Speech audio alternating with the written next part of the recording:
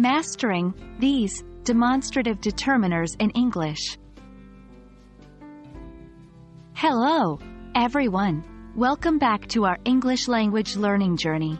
Today, we're delving deeper into demonstrative determiners, specifically the usage of these. Now you might wonder, why is these so special?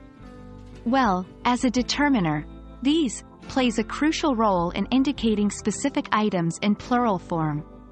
Let's unpack this and learn together. First, let's get to know these a little better.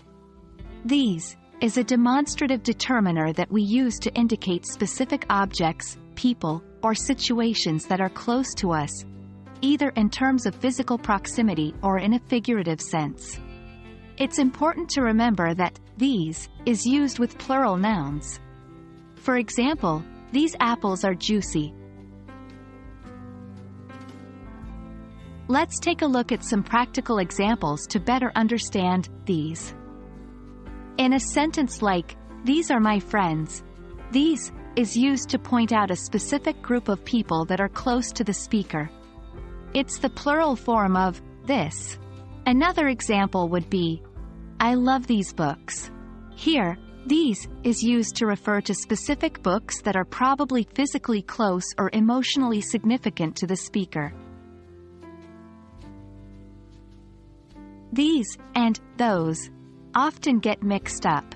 The key difference lies in distance and proximity. We use these for things that are closer and those for things that are farther. For instance, if you have two sets of books, one set on your desk and another across the room, you'd say, "These books on my desk are mine, but those books across the room are yours." Now, let's test your understanding with some exercises. I'll give you some sentences, and your task is to fill in the blanks with these, if it's appropriate. 1. Blank, shoes are very comfortable. 2. Do you like blank cookies? 3. Blank are the keys to my new car. 4. I can't find blank documents anywhere. The answers are these, these, these, these. Notice that these was appropriate in each case because we were referring to specific items close to us in each situation.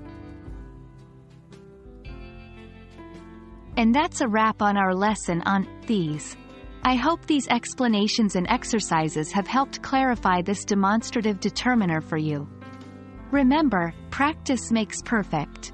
So keep using these in your conversations and writings to get the hang of it. Thanks for watching and see you in our next lesson.